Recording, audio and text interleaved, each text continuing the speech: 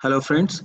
In our previous lecture, we had studied about the RNN. We learned about the different types of an RNN. What are the disadvantages of an RNN? We have a vanishing gradient descent. We have the exploding gradient descent, and that's the reason that LSTM is an advanced version of an RNN, which we called it as a long short-term memory. Okay, let's get started over here. We'll see how the LSTM is better than an RNN and how it keeps the memory and would help to avoid the gradient descents problem, like we have a vanishing gradient descent and an exploding gradient descent.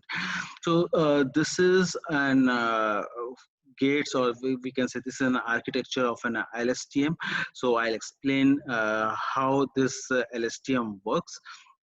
So first of all, before explaining it further, I would like to tell you that this is a one neuron architecture of an LSTM, right? So if you'll see in this diagram over here, we have four hidden neurons, right? So if each neurons is having this particular architecture. So if we had mentioned that we have a four neurons, hidden neurons, so for each cells, for each hidden cells, this are input would be passed with all the hidden cells of all the gates, right? So each hidden, this is a multi-dimensional representation, right? So each cell would be having these gates, and then sequentially it would pass through all the gate and then generates an output. So this is what an LSTM is, right? So over here, if you'll see, XT is an input. In this example, if you'll see, we are passing a text, I studied in Germany. So I is an input. Study is an input for a timestamp 2. In is a input for a timestamp 3, and Germany is an input for a timestamp 3, right? This would be having a one way, all the four uh, uh, neurons would be having, or all the four timestamp would be sharing the same weights, because it is following the same architecture what RNN follows, right? So now this HT minus 1 is an output from my previous timestamp. So if for the timestamp 0 over here, this ST minus 1 would be 0 and CT minus 1 would be 0. CT is a memory and ST is an output, correct? So if I'll pass I in my input for a timestamp 0, this would be a 0, and then when we'll pass the I, that is an input, it will concatenate and pass through these gates, correct? And these gates would determine what would be the memory of my next timestamp and what would be an output for my next timestamp. Right? So let's simulate this example, and later we'll explain about each gates, right? So suppose over here we have pass I would be passed, and then for this particular gate it will generate some 10 things. Okay, when we'll pass from this particular gate, my memory for a timestamp 0 would be I. So in a memory it would keep I, and the output, during the training would also be an I. For a timestamp 2, my output would be or my input would be studied, and my previous output was an I, right? You remember I over here.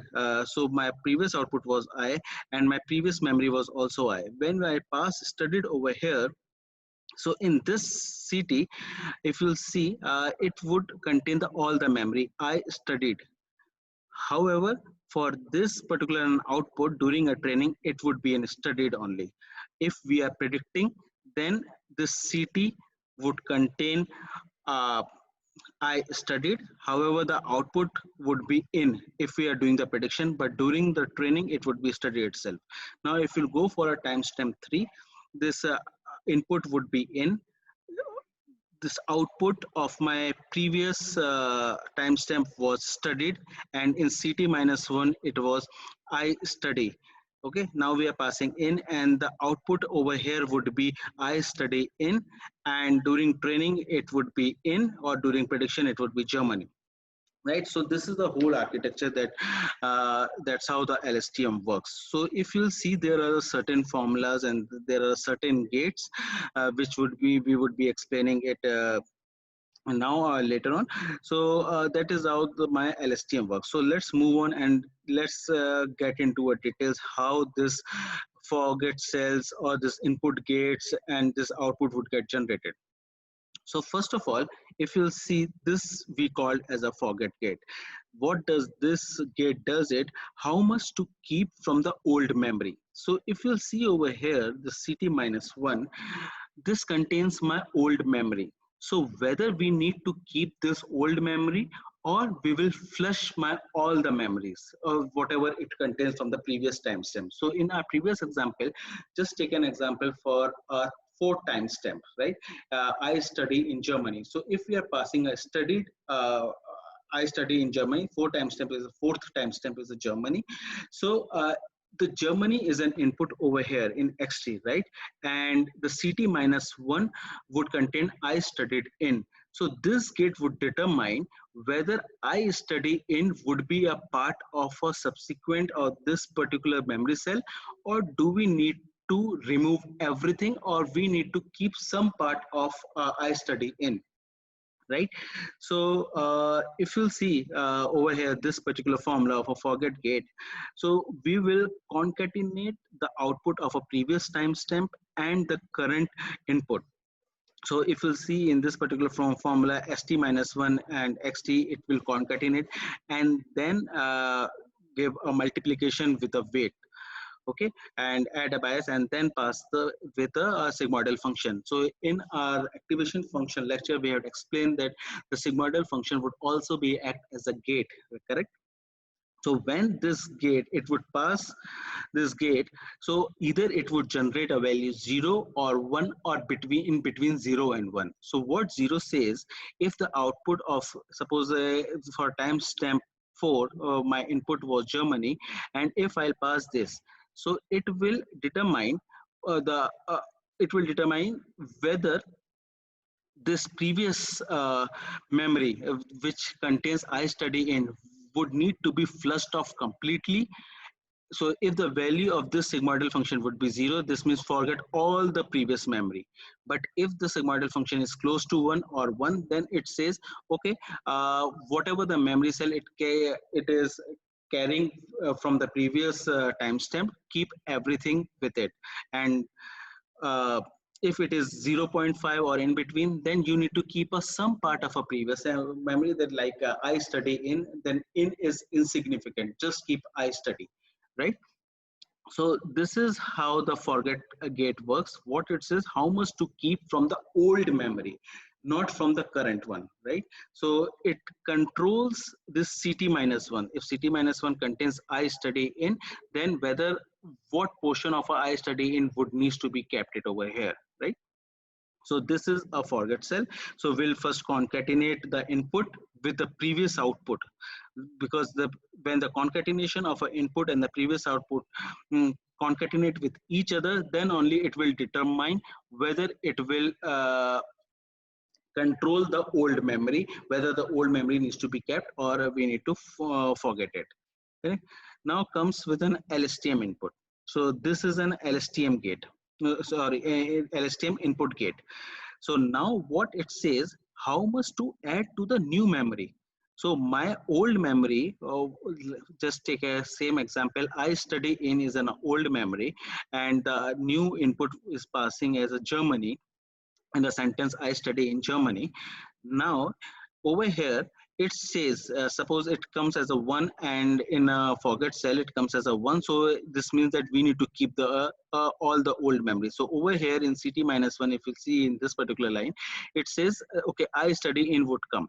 Now uh, over here, when again this concatenation happens and pass it through this sigmoidal function, this input gate would determine whether the Germany, only the Germany part, because this is an input, right? Whether the Germany is significant or not, whether we need to add Germany to the new memory or not. So this is what an LSTM input gate does it. So first of all, I would also like to explain that in each gate, my weight would be different. right? So if you have seen in my previous example, my weight was WF, and in this input, if you see, my weight is WI. So each gate would be having a different weightage. So over here, the output would be different, and over here, the input of this gate would be different, and the input of this gate would be different. Right, so in this particular gate, the output of this gate determines whether to add Germany into the new memory or not, right? So over here, the 0 implies don't add anything what you receive, or 1 signifies yes, you need to add Germany into this memory cell, or 0.5 says okay, you need to add some part of it, or otherwise remove it. Understand? Now come to the third part. This is to generate the new memory. So over here, if you'll see, here we have a Germany, right? It says, suppose it says 1 over here. Now whether to keep the Germany into this, so how much significance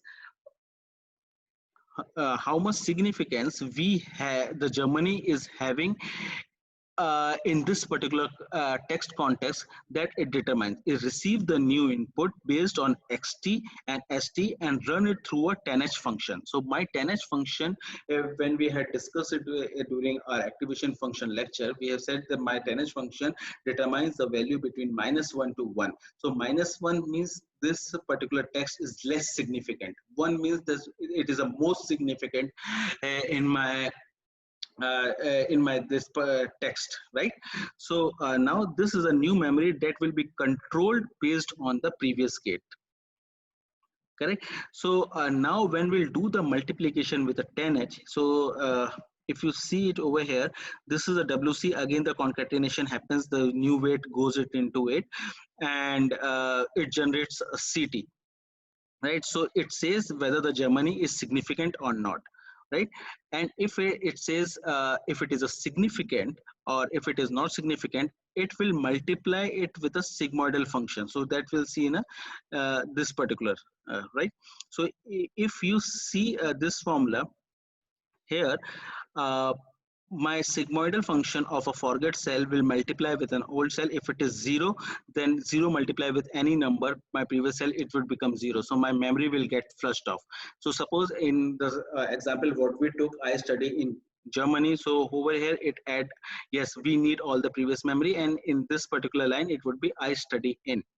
Now the Germany comes over here and it says Germany is significant, and from 10h function it says that Germany is very significant, right?